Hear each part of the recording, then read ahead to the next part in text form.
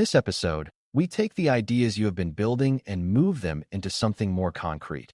Because security concepts become much easier to understand when you can see them follow a person or system through real change over time. Identity and access management, IAM, is often taught as a set of separate ideas such as authentication, authorization, least privilege, review, and deprovisioning. But in real organizations, those ideas do not sit in separate boxes. They move together across a life cycle, beginning when access is first needed and continuing as roles, projects, systems, and responsibilities change. That life cycle view matters because a good access decision on the first day can become a risky decision 6 months later if nobody checks whether the original reason still exists. Access scenarios help make that lesson practical. They show how ordinary business events such as hiring, promotion, transfer, temporary assignment, contractor onboarding, and departure all test whether access is being managed as a living control instead of as a one-time setup task. Before we continue, a quick note. This audio course is part of our companion study series. The first book is a detailed study guide that explains the exam and helps you prepare for it with confidence. The second is a Kindle-only ebook with 1,000 flashcards you can use on your mobile device or Kindle for quick review. You can find both at Cyber.Me in the Bare Metal Study Guide series. A role life cycle begins before a new person ever logs in for the first time. Someone has to decide why the role exists, what business purpose it serves, which systems it should touch, what kind of data it needs, and what level of authority belongs to that function. This part often feels invisible to beginners because they see only the moment an account appears, but good IAM starts earlier with design and ownership. If a role is vague or overbroad, the access built on top of it will usually be vague or overbroad too. That means the life cycle is shaped not only by technical systems, but also by management decisions, process design, and how seriously the organization takes access boundaries. A role should reflect current work, not wishful thinking, old exceptions, or everything the department might possibly want in the future. The better the role is defined at the start, the easier it becomes to grant appropriate access, review it meaningfully later, and reduce or remove it cleanly when the role changes. The onboarding stage is where many organizations either establish healthy habits or create future problems that will take years to untangle. When a new employee, contractor, or intern joins, there is often strong pressure to get them productive quickly, and that pressure can make broad access feel like the safest choice because it seems to reduce early friction. In reality, giving a new identity more access than needed simply moves the friction into the future, where it becomes harder to see and harder to correct. Good onboarding means assigning access tied to a defined role, current business need, an appropriate approval path rather than handing out permissions based on convenience or copying everything from another user without careful thought. It also means knowing who owns the role, who can approve exceptions, and what additional access would require a separate decision later. A role lifecycle is not just about getting someone started. It is about starting them in a way that supports least privilege from the beginning so that future changes do not pile up on top of an already oversized access profile. A simple onboarding scenario makes this easier to picture. Imagine a new employee joining a company as a payroll analyst. That person needs access to payroll software, certain employee compensation data, approved reporting tools, and perhaps a secure internal location for processing related documents. The person probably does not need access to legal case files, broad system administration tools, or historical permissions belonging to a previous analyst who also supported unrelated finance functions. If the organization simply copies the access of the person who sat in that seat last year, it may inherit a mix of permissions tied to old projects, temporary tasks, or one-off exceptions that no longer belong in the role. In that case, the problem starts on day one even though the account was created through a normal process. Applying IAM concepts correctly means asking what this role needs now, what sensitive data is involved, what approvals are required, and how the organization will later verify that the assigned access still matches the work being performed. After onboarding, the next important stage is ordinary day-to-day use, which is where access control often stops feeling like a design decision and starts feeling like a series of daily choices. This is where authentication becomes routine, authorization shapes what people can actually do, and least privilege starts to matter in quiet but powerful ways. The user is inside the environment now, but the question is no longer just whether the login succeeded. The question becomes what systems, records, actions, and approvals are reachable from that identity during normal work. This stage also introduces the difference between role-based access that fits expected responsibilities and exception-based access that may be necessary for special cases but should not quietly become permanent. A healthy role lifecycle accounts for both. It allows people to perform legitimate work smoothly while making sure extra permissions are visible, justified, time-bound where appropriate, and reviewed later instead of disappearing into the background as if they were always part of the job. Now imagine a support technician whose standard role includes unlocking user accounts, checking ticket status, and following approved procedures to help employees regain access to business applications. One week, a supervisor asks the technician to help with a surge of onboarding requests and grants temporary rights to create new user accounts in a particular system. That may be a legitimate short-term decision, but the scenario becomes a test of lifecycle thinking. If the extra access remains after the surge ends, the technician's role has drifted beyond its intended boundaries without any deliberate redesign. If the technician can now both verify user issues and create powerful accounts without strong oversight, the risk picture has changed even though nothing dramatic happened. Applying IAM concepts here means recognizing that temporary access is still part of the lifecycle. It should have an owner, a reason, a narrow scope, and an endpoint. Otherwise, daily operational flexibility quietly turns into standing privilege that nobody planned to keep. Role changes are one of the most important lifecycle moments because they reveal whether an organization truly manages access as something that follows current need or merely piles new permissions on top of old ones forever. Promotions, transfers, reorganizations, and blended assignments happen constantly in real workplaces. When someone moves into a new role, the natural focus is often on what access must be added so the person can start succeeding in the new position right away. That part matters, but it is only half of the job. Good IAM also asks what access should now be removed because it belonged to the old responsibilities and no longer matches the person's current work. This is where least privilege and separation of duties become very practical rather than theoretical.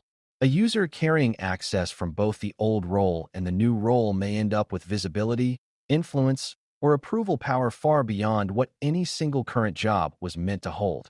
And that excess can create real business and security risk. Consider a realistic transfer scenario involving an employee who moves from procurement into internal audit. In procurement, the person may have needed to view supplier information, help update purchasing records, and work with approval workflows tied to routine buying activity. In internal audit, that person may now need reporting visibility, evidence access, and the ability to review transactions for control effectiveness. If the organization only adds audit access without removing the old procurement permissions, the employee could end up in a powerful and inappropriate position where they retain influence over the same operational data they are now expected to review independently. That creates a conflict not only in terms of excess access, but also in terms of separation of duties. Applying IAM concepts through this scenario means stepping back to evaluate the whole lifecycle event. The organization should not ask only what the person now needs. It should also ask what the person no longer should control, modify, or approve if the new role is going to remain trustworthy.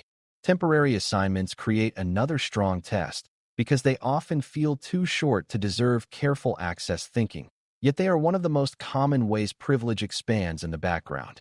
A team member may cover for a manager during leave, help a migration project, assist with month-end processing, or support incident response during a period of high workload. In each case, the extra access may be entirely appropriate for a limited time. The mistake is treating temporary business pressure as a reason to skip lifecycle discipline. Temporary access should still have defined scope, clear ownership, and a known expectation about review or removal when the need ends. Without those guardrails, people collect permissions from every urgent event they helped with and gradually become overprivileged without anyone making a single obviously reckless decision. Good IAM applies the same logic to a short-term exception as it does to a permanent role. The identity should get what it needs for the task, not more than needed, and the organization should know exactly when and why that extra access should be revisited. Contractors and third parties add another valuable scenario because they remind us that IAM is not only about employees. A contractor may need system access to support a project, troubleshoot an application, provide analytics, or assist with implementation work. The access might be narrow and time-limited, or it might be broad enough to touch sensitive systems if the contractor's role is highly specialized. Either way, the lifecycle view still applies. Someone must decide what the contractor needs, who approves it, what boundaries apply, how their activity will be understood in context, and when the access should end or be reduced. Contractors often expose weaknesses in organizations that do not have clear ownership because managers assume the vendor manages the risk, while technical teams assume the sponsor is watching the relationship closely. In reality, the organization remains responsible for the access it grants into its own environment. Applying IAM concepts here means treating external identities with the same seriousness as internal ones, while also recognizing that their business relationship often has a clearer endpoint that should drive stronger review and deprovisioning discipline. Non-human identities also belong in the role lifecycle view, even though beginners often imagine roles only in terms of human job titles. Service accounts, automation, integrations, and software agents all perform work inside environments, and each of them effectively holds a role defined by what it is supposed to do. A backup process may need read access to certain systems. A reporting job may need access to selected data sources, and an automated ticket workflow may need limited write capability in a support platform. The same lifecycle questions still matter. Why does this identity exist? What exact function does it serve? Who owns it? How much access does it need? How will that access be reviewed? And when should it be retired? A useful scenario here is a migration project where an integration account receives broad permissions during testing. If those permissions remain after the final design becomes much narrower, the organization now carries a powerful background identity with more reach than its production purpose actually requires. That is privilege drift in machine form, and it still belongs squarely inside IAM thinking. Review is the stage that proves whether the lifecycle is real or merely described in policy language. Access reviews force people to compare present-day access to present-day need and decide whether the match still holds. They are especially important because few environments remain static long enough for original access decisions to stay perfectly accurate on their own. A manager may need to confirm whether a direct report still belongs in certain groups. A system owner may need to examine which users hold sensitive roles. Security teams may need to look for combinations of access that create excessive influence or exposure. In scenario terms, this might involve a department discovering that a former project lead still has powerful shared drive access, an analyst still holds permissions from 2 past roles, or a contractor account remains active after deliverables were completed. The goal of review is not to punish people for ordinary change. The goal is to catch the difference between what once made sense and what still makes sense now, before that mismatch becomes a real incident. Deprovisioning is the stage that often reveals the maturity of the whole system because it requires the organization to end access with the same seriousness it used when granting access. This applies when someone leaves entirely, when a project ends, when a contractor relationship closes, when a system is retired, or when a role change means old permissions should disappear. A clean deprovisioning scenario is not just about disabling one obvious account and moving on. It means considering associated roles, remote access, shared resources, application permissions, privileged accounts, tokens, and any other path that still connects the identity to systems or data. It also means handling business continuity carefully so necessary records, ownership, or responsibilities are reassigned without leaving old access in place as a substitute for proper transition. Applying IAM concepts through this stage helps learners see that access is never truly controlled unless it can be ended reliably. A life cycle without a real ending is just a long path toward accumulated privilege. It is also important to notice how access scenarios often involve more than one principle at the same time. In a single situation, least privilege may shape how much access is granted, separation of duties may influence which steps one person should not control alone, Review may determine whether the access still fits, and deprovisioning may define how the access should end. That overlap is not a sign of confusion. It is a sign that real security problems are connected. Imagine a finance manager temporarily given broad approval power during a reorganization. If nobody narrows that access later, the person may now hold more authority than needed. If the same person can both request and approve certain transactions, separation of duties concerns appear. If no review catches the issue, the excess continues. If the person later transfers roles and the old rights remain, deprovisioning has also failed. The scenario is one story, but multiple IAM concepts are working together inside it. That is exactly how real environments behave, which is why learning through scenarios helps these ideas become far more memorable. A common beginner mistake is to think of IAM as a set of technical gates that either open or close, as if the whole discipline were solved once systems can authenticate users and assign permissions. The deeper truth is that IAM is about maintaining the fit between identity, business purpose, and access over time. Another common mistake is assuming that good people or stable teams do not need strong lifecycle control because everyone generally knows what they are doing. In practice, trusted people still change roles, organizations still reorganize, projects still end, and systems still outlast the reasons certain permissions were granted. Access does not stay correct by goodwill alone. It stays correct when someone owns the role, understands the business need, reviews the entitlements, and removes access when that need changes or disappears. Scenarios make that lesson difficult to ignore because they show how even normal, reasonable workplace events can create misalignment unless lifecycle thinking stays active. By the end of this discussion, the main goal should feel much clearer. Applying IAM concepts through role lifecycle and access scenarios means learning to see access as something that begins with purpose, changes with work, accumulates risk if ignored, and must eventually be reviewed and reduced or removed when conditions shift. Onboarding, daily work, temporary exceptions, promotions, transfers, contractor use, automated identities, reviews, and departures are all part of the same story, not isolated topics. Each stage asks a similar question in a different form, which is whether the current access still matches the current need and whether the controls around it still make sense. When organizations answer that question consistently, access stays more accurate, more explainable, and less dangerous. When they do not, the environment fills with stale permissions, blurred roles, and hidden risks that nobody intended to create.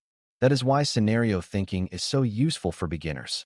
It turns IAM from a list of terms into a living control system that follows real people and real change across the full life cycle. Thanks for listening.